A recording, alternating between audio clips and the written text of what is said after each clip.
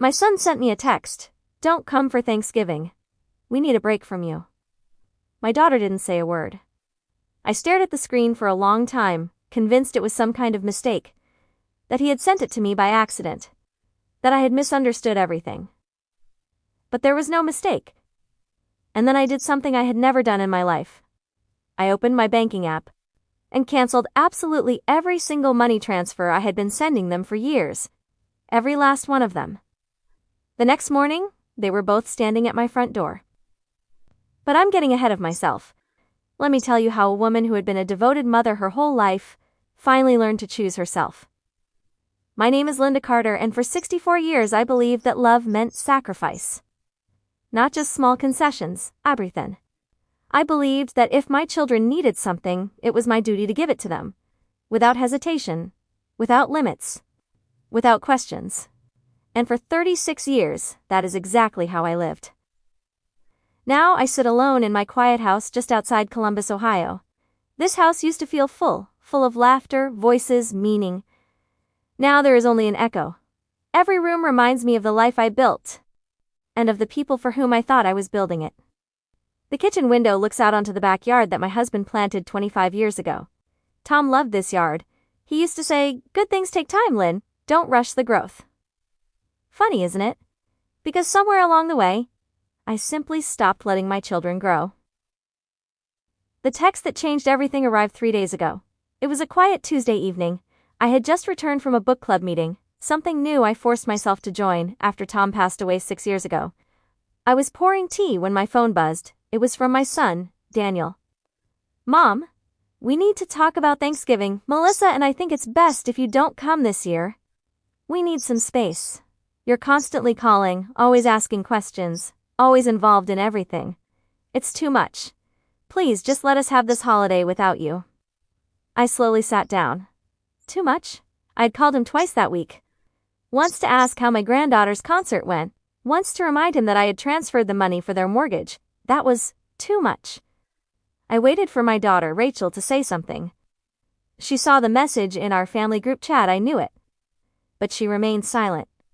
Not that night, nor the next day. Her silence hurt even more than his words. To understand how things got to this point, you have to understand Tom, my husband. He was a man who planned ahead, believed in discipline, responsibility, and independence. Children need to stand on their own 2 feet, he would say. Otherwise we fail them.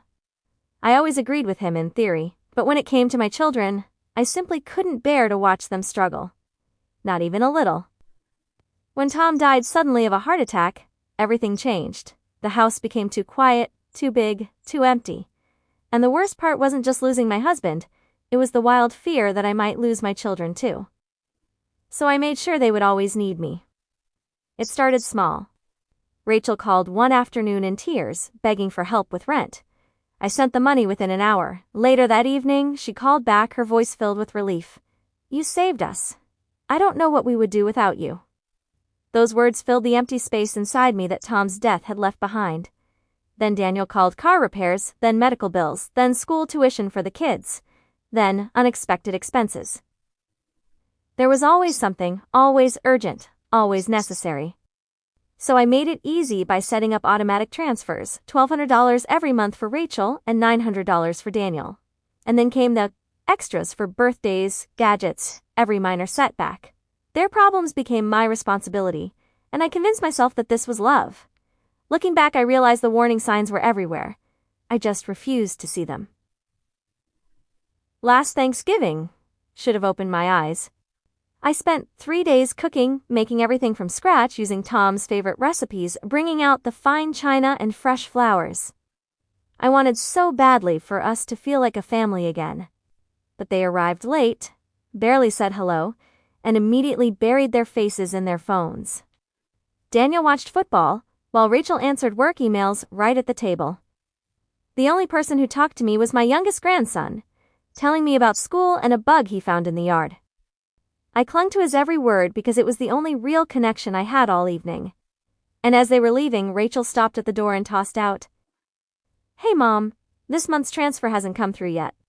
That was what she remembered. Not the dinner, not me, the money. I couldn't sleep that night. I opened my financial statements and looked back into the past. The numbers made my stomach turn. Over 5 years, I had transferred more than $230,000 to them.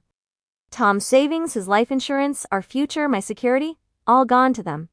And what did I get in return? A text asking me not to come for the holidays and a daughter who cowardly kept quiet. A relationship built entirely on transactions. At that moment, something inside me shifted. It didn't break or shatter, it just cleared, as if a years-long fog had finally lifted. When Daniel's text arrived asking for space, I finally understood that they didn't need me. They needed what I provided. And for the first time in my life, I decided to take it back.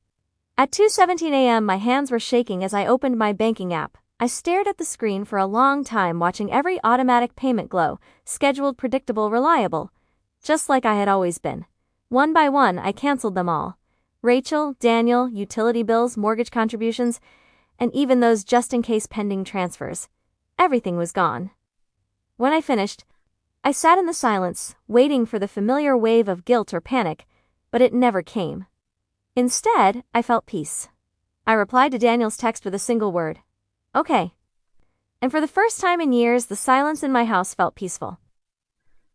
The next morning, at exactly 9:12, there was a knock at my door, loud and insistent. I already knew who it was.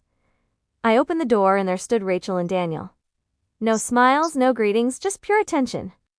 Rachel, arms crossed, immediately asked, "Mom, what's going on? The transfers didn't go through." "No, are you okay?" Just irritation.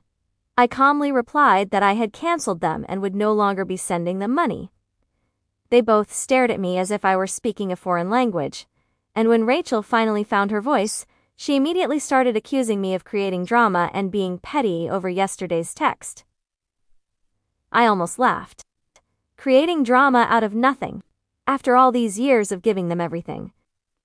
I quietly told them that this wasn't about revenge, it was about me finally realizing my mistake. I had raised them to be dependent on me, instead of teaching them to stand on their own feet. They asked for space, and I was giving it to them completely. Daniel stammered that they hadn't meant it that way, but when I asked what they had meant, neither of them answered. They simply had nothing to say without exposing the bitter truth. They stood there a moment longer, and then left, disappointed, angry, and utterly confused. And for the first time in years, I didn't feel the urge to run after them and fix it. After they left, the silence returned to the house, but now it was truly mine. That evening, I made myself a simple dinner, something I actually liked, and ate in peace without my phone in hand.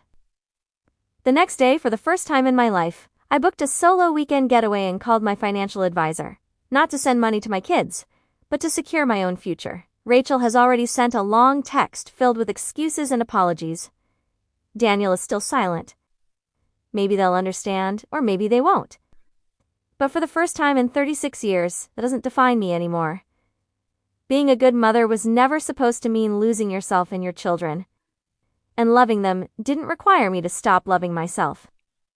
This Thanksgiving, I won't be sitting at a crowded table, desperately trying to earn someone else's attention. I will be in a new, quiet, and peaceful place. And for the first time in a very long time, I won't be needed. I will be free.